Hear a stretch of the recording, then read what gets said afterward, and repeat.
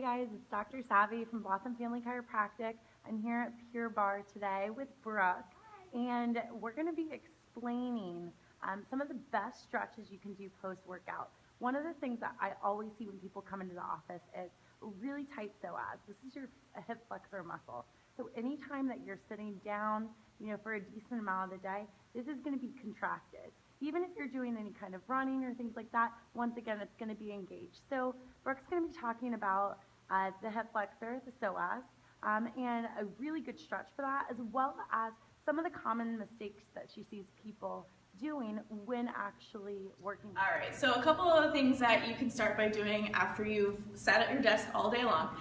Come down to the floor.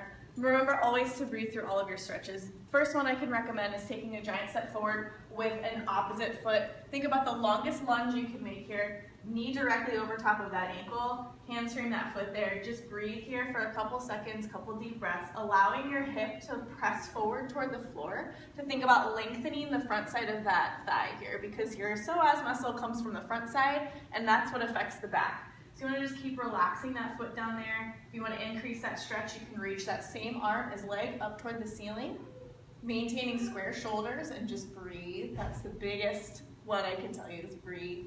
Crossing that arm over top of your thigh, really pressing down into your thigh, feeling the spine twist. Keeping pressing that hip forward, relaxing it toward the floor. Bringing it back to center, increasing the stretch still, reaching back with opposite fingers to your toes. Take your heel to your seat, leaving that long spine, pressing the hip toward the floor, breathe, and slowly release out of all of these stretches here. So that's some stretches you can do for that one. And then common mistakes that I see most of the time, and this is because the muscle is tight, because it's a little uncomfortable to stretch, is allowing the hip to crease up here. So instead of reaching forward through that hip and allowing it to come forward, a lot of people will pike through that hip, and that's where you lose your stretch.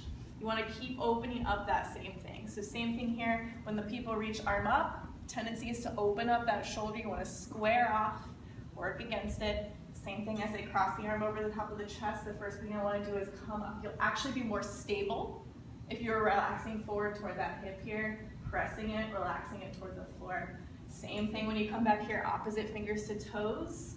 Tendency is to release back into that seat. Just push your weight forward, keep breathing, long spine. Always, always, always.